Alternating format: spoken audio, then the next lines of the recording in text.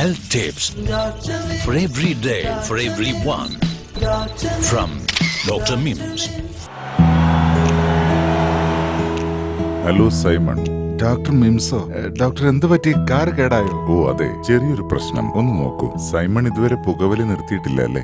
എത്ര ശ്രമിച്ചിട്ട് എനിക്ക് നിർത്താൻ സാധിക്കുന്നില്ല ഡോക്ടർ. എന്ത് ചെയ്യാനാ? താൻ പുകവലിക്ക് അഡിക്റ്റ് ആണ്. അഡിക്റ്റോ? അങ്ങനെ പറഞ്ഞ എന്താണ് ഡോക്ടർ? സ്ഥിരമായി ഒരു നിശ്ചിത പ്രവൃത്തിക്ക് അടിമപ്പെട്ട് കഴിയുന്ന അവസ്ഥയാണ് അഡിക്ഷൻ. മദ്യപാനം, പുകവലി ഇവയെല്ലാം ഈ ഗണത്തിൽപ്പെടും. ഇതൊരാളെ എങ്ങനെയാ ബാധിക്കുന്നത്? അതായത് അഡിക്റ്റീവ് പ്രോസസ് പുരോഗമിക്കും തോറും അതിനനുസൃതമായി പ്രസ്തുത വ്യക്തിയുടെ തലച്ചോറിന്റെ പ്രവർത്തനത്തെ വിപരീതമായി ബാധിക്കുന്നു. ഇതൊരിക്കലും പൂർവ്വസ്ഥിതിയിലേക്ക് തിരിച്ചു വരാനാവാത്ത മാറ്റമാണ് ആ വ്യക്തിയിൽ ഉണ്ടാക്കുന്നത്. എങ്ങനെയാണ് ഡോക്ടർ ഇത് മനസ്സിലാക്കാൻ സാധിക്കുക? മാനസികവും ശാരീരികവും സാമ്പത്തികവുമായ നഷ്ടങ്ങളെ മാനിക്കാതെ മനസ്സിന്റെ സുഖത്തിനു വേണ്ടി മറ്റെല്ലാ കാര്യങ്ങളെക്കാളും പ്രാധാന്യം നൽകി ഒരു പ്രവൃത്തി തുടരാൻ ഒരാൾ താല്പര്യം കാണിക്കുമ്പോൾ അയാൾ അഡിക്റ്റഡ് ആണെന്ന് നമുക്ക് ഉറപ്പിക്കാം. ഇതുകൊണ്ട് ഏതെല്ലാം തരത്തിലുള്ള ബുദ്ധിമുട്ടുകളാണ് ഉണ്ടാവുക? ഇതിനാൽ ആ വ്യക്തിയുടെ കുടുംബാംഗങ്ങൾക്കും സുഹൃത്തുക്കൾക്കും അവരുടെ ഈ സ്വഭാവം കൊണ്ട് ബുദ്ധിമുട്ടുകളുണ്ടാവും. ഇത്തരക്കാർക്ക് ഈ സ്വഭാവം നിർത്താനുള്ള തീരുമാനമെടുക്കാൻ മനക്കരുത്തുണ്ടാവില്ല.